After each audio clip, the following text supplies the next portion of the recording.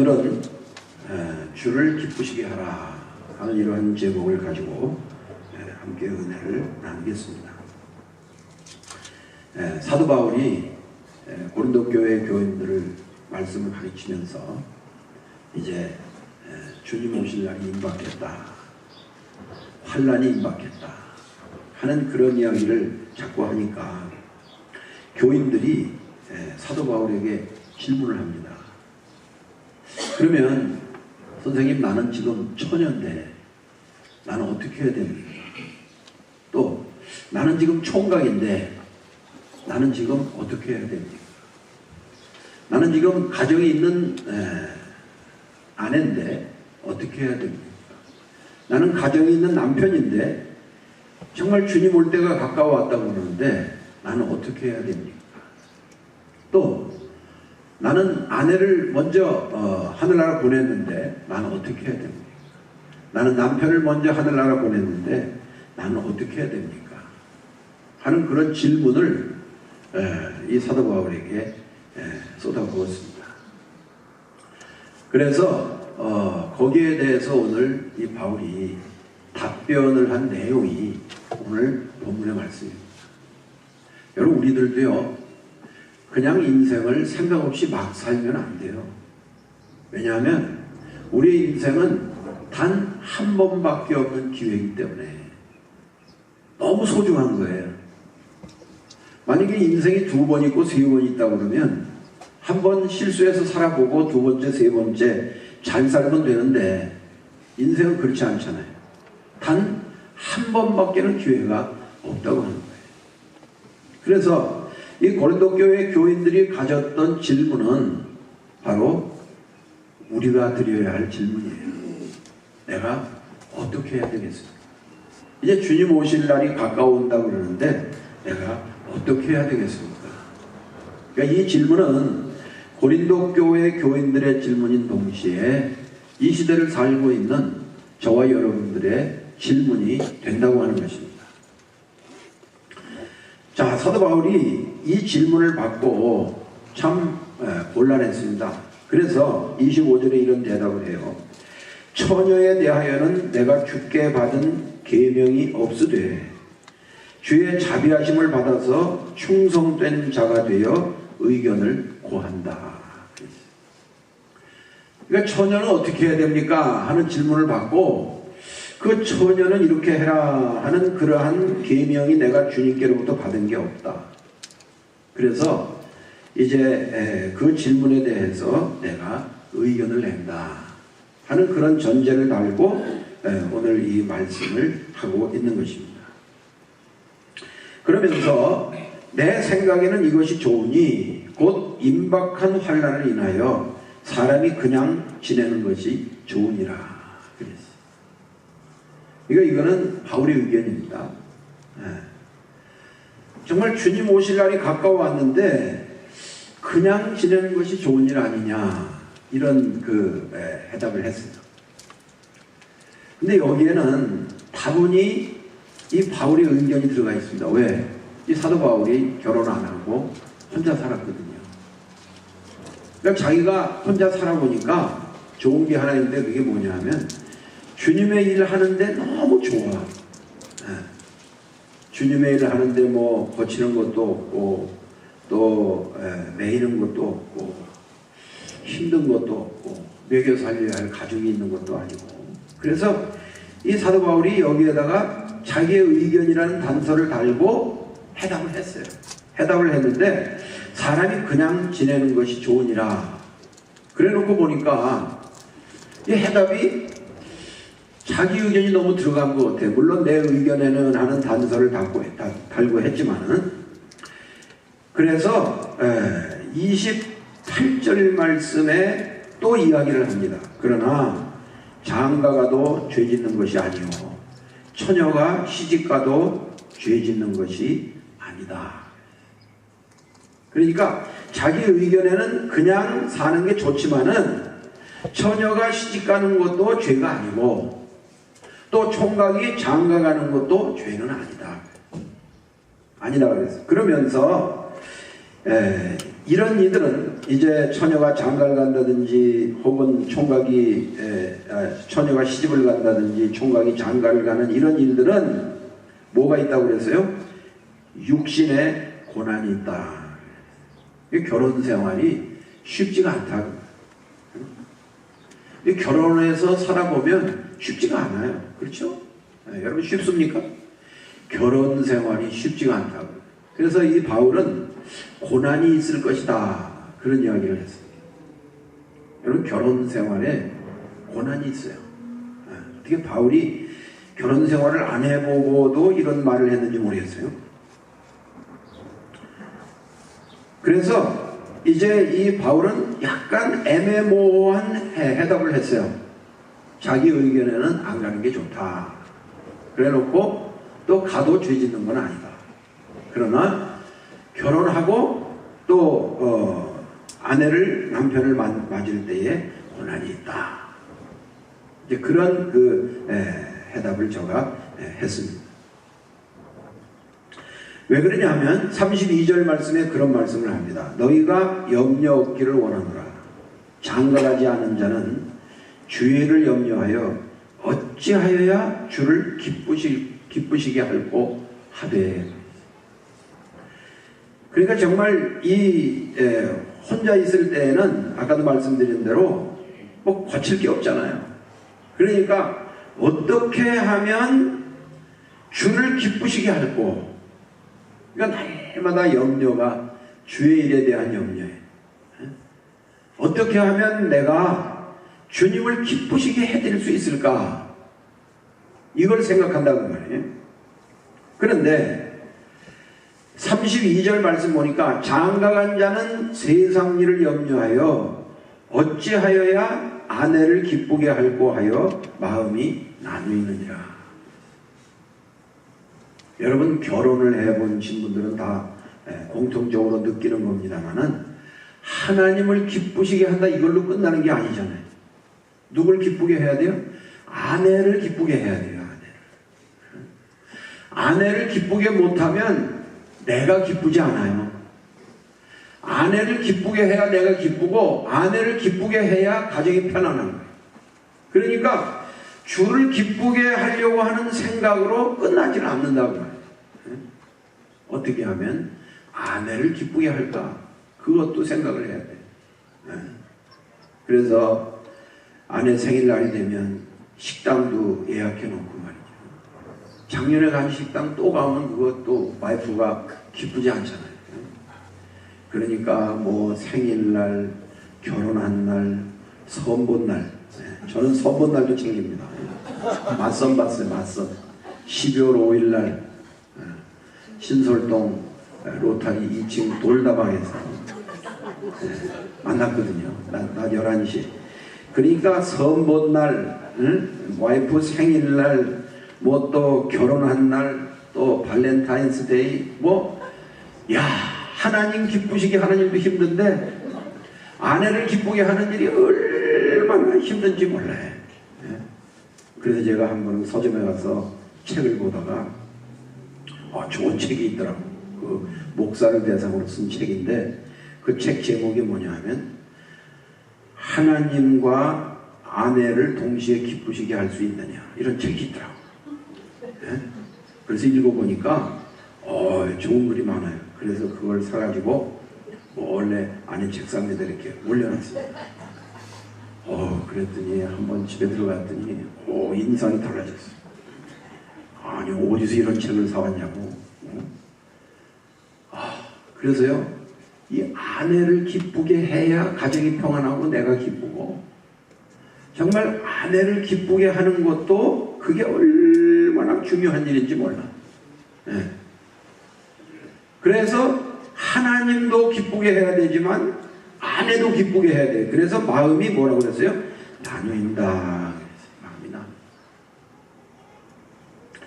시집가지 않은 자와 처녀는 주애를 염려하여 몸과 영을 다 거룩하게 하려 하되 시집간 자는 세상 일을 염려하여 어찌하여야 남편을 기쁘시게 할꼬 하느니라. 여자도 마찬가지. 여자도 결혼한 여자들은 하나님만 기쁘게 할 수가 없는 거예요. 남편을 또 기쁘게 해야 돼. 예. 그래서 이 남편 기쁘게 하기 위해서 얼마나 애들을 씁니까? 청소도 하고 정돈도 하고 남편이 뭘 좋아하나 또 음식도 장만하고. 요새 송혜 선생님 아내가 돌아갔습니다만 한국에서 여자들 중에 인기가 제일 높았던 남편이 송혜라고 해요. 왜 그러냐니까 이 송혜 씨는 전국 노래자랑을 하니까 한 달에 집에 들어오는 날이 며칠 없대. 뭐 전라도 갔다, 경상도 갔다, 제주도 갔다, 뭐 강원도 갔다. 1년 내내 돌아다니고 돈은 많이 벌어보고 그 다음에 밥 해줄 일도 없고 또 오래 살고. 그러니까 이 송혜가 여자들 중에 인기가 최고예요. 근데 이번에 아내가 먼저 죽어가지고 슬피 울더라고요. 여러분 정말 우리가요 이 결혼을 해보면 하나님만 기쁘게 해서는 안 돼요. 더군다나 이 자식들 딸려보세요. 그 다음에 자식들도 또 기쁘게 해야 돼요. 자식들 생일 다 챙겨야 돼요. 어려서는 그거 픽업도 다 해줘요. 여러분 전에 애가 셋이었잖아요. 세 아이 픽업하는 게 이게 풀타임이에요. 아침에 세 학교 돌아서 오고 말이죠. 뭐 신방하다가 또 세 학교 또 돌아서 픽업하러 가야 되고. 그래서 우리 애들은 맨날 그 맨 마지막에 남아있는 학생들이었다. 그것도 이 아이들 기쁘게 못하면 아이들이 또 삐뚤어 나가잖아요. 부모와 관계가 안 좋아지고 그저 아주 그냥 그러니까 이 가정이라고 하는 것이 하나님만 기쁘게 한다고 끝나는 게 아니에요. 기쁘게 할 일이 얼마나 많은지 몰라. 그래서 이 바울은 그걸 뭐라 그러냐면 마음이 나뉜다. 마음이 나뉜다. 또 누가 자기의 처녀 딸에 대한 일이 이치에 합당치 못한 줄로 생각할 때에 혼기도 지나고 그같이 할 필요가 있거든 마음대로 하라. 이것은 죄 짓는 것이 아니니 혼인하게 하라. 그 다음에 39절 말씀 보면 아내가 그 남편이 살 동안에 매여 있다가 남편이 죽으면 자유하여 자기 뜻대로 시집갈 것이나 주 안에서만 할 것이니라. 그러니까 오늘 이 본문 말씀은 바울이 이 주의 재림이 임박한 환란이 임박한 때에 처녀, 총각, 또 결혼한 사람, 과부된 사람, 호래된 사람 모든 사람들을 향해서 다 이렇게 해라 하고 그 질문에 대한 해답을 해주는 거예요. 해답. 그런데 여기에서 키포인트가 하나 있는데 그게 뭐냐면 35절 말씀에 이런 말씀이 있습니다. 오직 너희로 하여금 이치에 합하게 하여 분요함이 없이 주를 섬기게 하려 함이라. 여기 분요하다고 하는 거, 분요하다고 하는 것은 마음이 나뉜다 그런 뜻이에요. 그러니까 결혼을 하든지 안 하든지 그거는 다 해도 되고 안 해도 된다. 그러나 제일 중요한 건 뭐냐 하면 마음이 나뉘어서는 안 된다. 그리고 39절 말씀에 주 안에서만 결혼해라. 그런 말씀을 했어요. 그러니까 이 사도 바울이 오늘 이 본문 말씀에서 해답하고자 하는 포인트는 뭐냐 하면 결혼을 하느냐 안 하느냐 그게 중요한 게 아니고 혼자 있더라도 결혼을 했더라도 혼자 있는 사람은 혼자, 결혼한 사람은 같이 어떻게 하면 주의 일을 할까? 어떻게 하면 주님을 기쁘시게 할까? 어떻게 하면 주를 위해서 살까? 거기에다가 포커스를 맞춰라. 그게 오늘 이 해답의 포인트라고 합니다. 그러니까 혼자 사는 사람도 예수 그리스도를 위해서 살면 되는 거예요. 또 결혼을 하신 분들도 힘을 합해서 예수 그리스도를 위해서 살면 되는 거예요. 그것을 오늘 이 본문 말씀에서 우리에게 일러주는 거예요. 그러니까 주 안에서 하라 하는 그 의미는 뭐냐면, 이 사람하고, 이 남자하고 혹은 이 여자하고 결혼을 해서 내가 신앙생활을 더 잘할 수 있느냐, 더 하나님을 기쁘시게 할 수 있느냐, 더 하나님 앞에 영광 돌릴 수 있는 삶을 살 수 있느냐, 거기에 해답이 나오면 주 안에서 결혼을 해라. 그러나 반대로 이 사람하고 결혼해서 내가 교회도 나가기 어렵게 되고, 신앙생활하기 어렵게 되고, 충성하기도 어렵게 되고, 봉사하기도 어렵게 되고, 헌신하기도 어렵게 되면 그건 안 하면 못하다. 그러니까 오늘의 포인트는 뭐냐면, 혼자 사느냐 결혼하느냐 그게 중요한 게 아니고, 너희들 마음이 분요치 않게 하라, 나누이지 않게 하라, 헷갈리지 않게 하라. 모든 힘을 합해서 주를 기쁘시게만 하면 된다고, 그렇게 오늘 본문 말씀에서 해답을 해주고 있는 것입니다. 그러면서 29절로 31절 말씀에 매사에 종말신앙으로 살면서 세상 슬픔을 너무 심각하게 삼지 마라. 여러분, 우리가요, 이 세상 살다 보면 슬픈 일을 만날 수가 있어요. 슬픈 일을 만날 수가 있어요. 그 슬픈 일을 만났을 때에 너무 심각하게 슬퍼하지 말라고. 여러분, 슬픈 일 가운데 제일 슬픈 게 뭡니까? 자식을 앞서 먼저 보내는 그 슬픔은 이거 말할 데가 없죠. 저희 교단의 장로님들 몇 분 보면 자식을 다 키워가지고 30살 이렇게 다 키워가지고 그 아들을 잃어요. 그런 장로님들이 여러 시 계세요. 그냥 막 너무 슬퍼해. 막 밥도 안 먹고 밖에 나오지도 않고. 저도 제 위에 누이가 처녀를 죽었어요. 병으로. 그래서 저희 부모님들이 막 얼마나 슬퍼하는지 장례식에도 안 오시더라고요. 그래서 제 혼자 가서 장례를 했어요. 시집갈 거라고 그냥 그 직장 생활하면서 혼수 그 좋은 거 다 바리바리 사다 놓고 싸놓고 있던 거, 그거 제가 트럭에다 다 싣고 화장을 했거든요. 그 홍대동 화장터에 가서 일하는 사람들 줄 세워가지고 다 나눠줬어요. 이불도 나눠주고, 그 비싼 그릇들 다 나눠주고, 뭐 혼숫감 해놓은 거 다 나눠주고, 저 혼자 갔었지요. 부모님들이 슬퍼가지고 장남이 혼자 갔다고. 그 화장을 해가지고 요만한 그릇에다가 가루를 이렇게 빻아서 주는데 말이죠. 그걸 가지고 그 송추란 데가 있지, 송추, 그 유원지,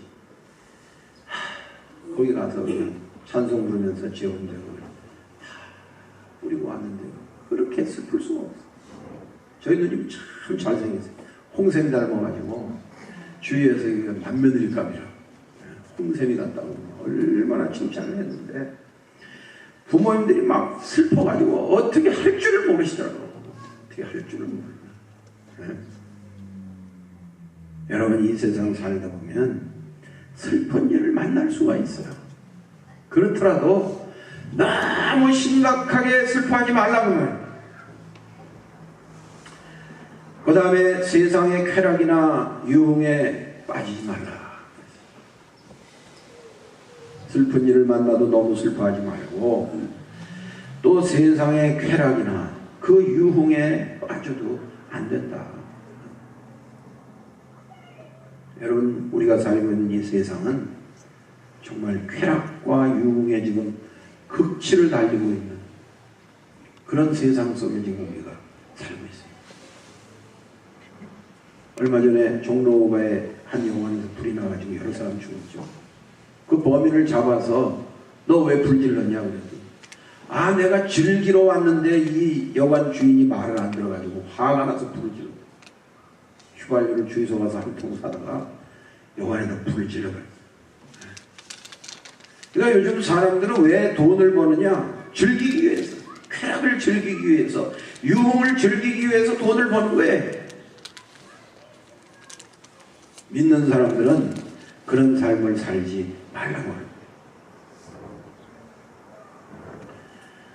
그 다음에 매매하는 자, 우는 자들은 울지 않는 자 같이 하며 기쁜 자들은 기쁘지 않은 자 같이 하며 매매하는 자들은 없는 자 같이 하라.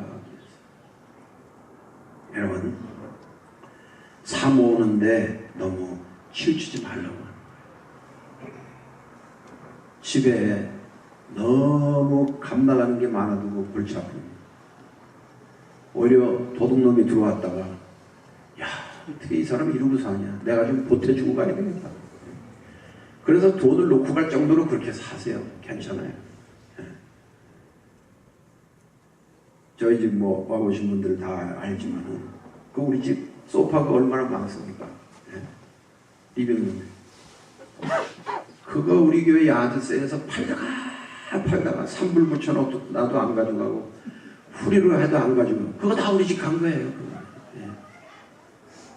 그래도요, 아, 얼마나 좋습니까? 그 소파에 앉아서 대화, 쉬고. 아, 그러고 살면 되지. 소파 꼭 몇만 불짜리 뭐 그런 거 갖다 놔야 됩니다. 요즘에는 뭐 텔레트론 그런 데서 선전하는 거, 침대 하나에 뭐 3만 불, 4만 불 하는 침대가 있다고. 그런 데서 자야 잠 잘 옵니까? 그러니까 우리 이 믿는 사람들은 사 모으는데 너무 치우치지 말라. 소비 문화에 빠지지 말라. 소비 문화에 빠져서는 안 된다고 하는 거죠.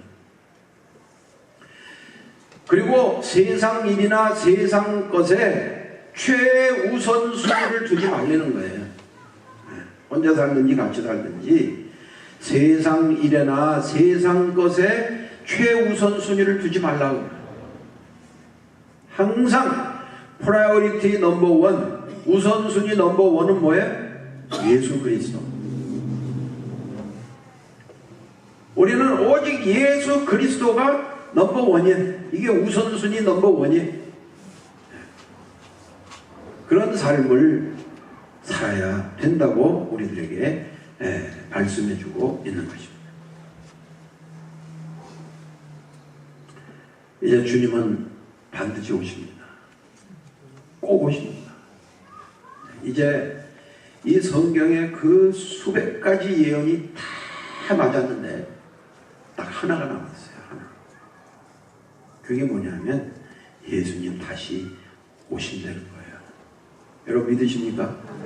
주님 다시 오십니다. 이제 그 예언 하나 남았어요. 그렇기 때문에 세상 일이나 세상 것에 우선순위를 두지 말라. 어떻게 하면 예수를 위해서, 어떻게 하면 하나님의 영광을 위해서 내가 살 것이냐, 어떻게 다시 오실 그 예수님을 맞을 준비를 하면서 내가 살 것이냐, 그 주님 맞을 준비를 하셔야 돼요. 여러분, 사람이 준비 가운데 제일 중요하고 큰 준비가 뭐냐면 예수님 맞을 준비하는 거예요. 어떤 분들은 뭐 은퇴 준비한다고 뭐 이것 준비해놓고 저것 준비해놓고 뭐 죽은 뒤에까지 다 준비해놓고 뭐 물론 좋죠. 그러나 제일 중요한 준비가 뭐냐면 주를 맞을 준비가 되어 있느냐, 이게 제일 중요하다고 하는 것입니다.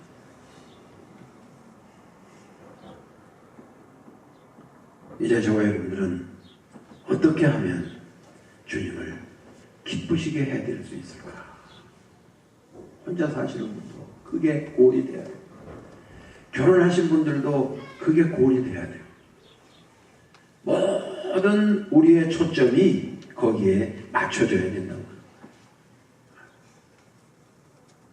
그래서 가정의 부부는 서로가 서로를 마주보고 살아가는 게 결혼이 아니에요. 마주보고 서로 살아가면 싸워요. 의견 충돌이 나요. 이 부부가 같은 곳을 바라보며 가는 거예요. 그 같은 곳이 어디예요? 예수 그리스도예요. 예수 그리스도를 위해서. 남편인 나도 예수 그리스도를 위해서, 아내인 나도 예수 그리스도를 위해서, 자식인 나도 예수 그리스도를 위해서, 부모인 나도 예수 그리스도를 위해서 같은 방향을 바라보고 나아가는 부부가 그 가정이 최고로 행복한 가정인 줄로 믿으시기를 바랍니다.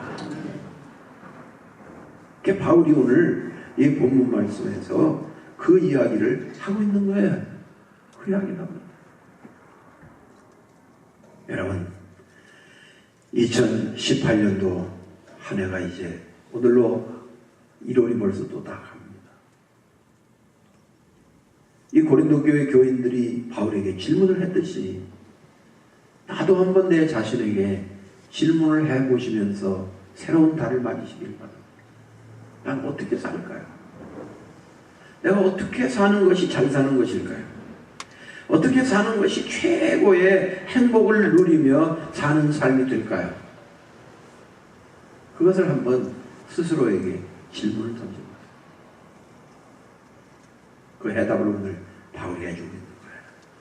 주를 위해 사는 것이 가장 행복한 삶이라고 하는 것을 오늘 해답을 해주고 있는 것입니다. 우리 금빛교회 사랑하는 성도님 여러분, 혼자 사시는 분들도 있고 또 부부가 사시는 분도 계신데 괜찮아요. 그게 중요한 게 아니에요. 골이 어디에 있느냐, 우리의 목표가 어디에 있느냐, 그게 중요하다고 하는 거예요. 혼자 되신 분들은 혼자, 같이 사시는 분들은 같이, 정말 똑같은 방향을 바라보면서 예수 그리스도를 위하여 우리 주님을 기쁘시게 해드리는 귀한 삶을 살아가시는 하나님의 백성들 다 되어지시기를 주님의 이름으로 축원합니다. 누가복음 21장 34절 말씀 보니까 너희는 스스로 조심하라. 그렇지 않으면 생활의 염려로 마음이 둔하여지고 뜻밖의 그날이 덫과 같이 너희에게 임하리라. 여러분, 주님 오시는 날이 쥐가 덫에 갇히는 것처럼 그렇게 덫과 같이 갑자기 그냥 자기도 준비도 안 되는데 그날을 맞는 그런 입장이 돼서는 안 된다고 합니다. 스스로 조심하셔야 돼요. 그렇지 않으면 생활의 염려로 자꾸 염려가 커지면 어떻게 돼요? 마음이 둔해져요. 영적으로 둔해져요.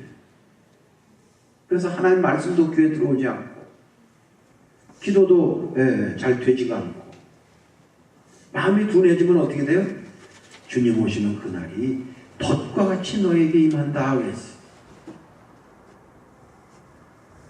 이제 우리는 세상 염려는 다 주님께 맡기고 어떻게 하면 주님을 기쁘시게 해드릴까?